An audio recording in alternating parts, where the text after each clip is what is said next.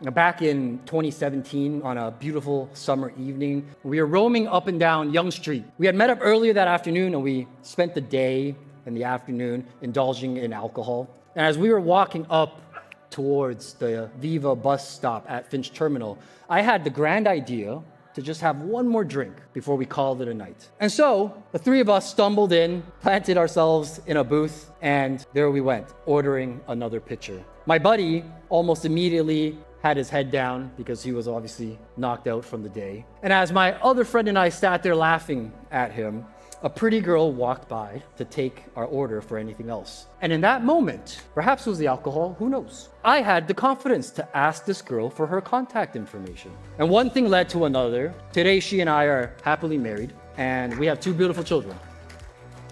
Now, unfortunately for Gina, I didn't miraculously stop drinking. You see, addiction is a very real disease, and it's something that will consume and just take over your life. And so Gina had to witness my deterioration in this first year and a half of our relationship. She had to endure my mood swings, watch as I ballooned in weight, cry as she found me absolutely wasted. And you must be thinking, right? What was the good of all those experiences for her? All that suffering she endured. Poor woman, right? And my drinking would get so bad that by age 32, I would give myself liver cirrhosis, which I actually still live with till this day. And for those of you who don't know what that is, it's basically the stage right before liver cancer. At that time, I was about 70 pounds heavier than I am today. My eyes and skin were completely jaundiced, this dark hue of yellow and green, kind of looked like the Grinch. I would have night terrors from anxiety, wake up with cold sweats and panic attacks. My body would shake, I would get the tremors, I would be going through withdrawal symptoms, and I would have to take a sip of alcohol just to function. It got so bad, my liver specialist actually told me that I had 2 months left to live if I didn't stop drinking.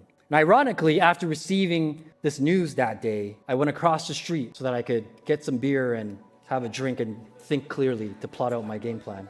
And of course, poor Gina suffered right alongside me. But in those times of suffering, God was with me.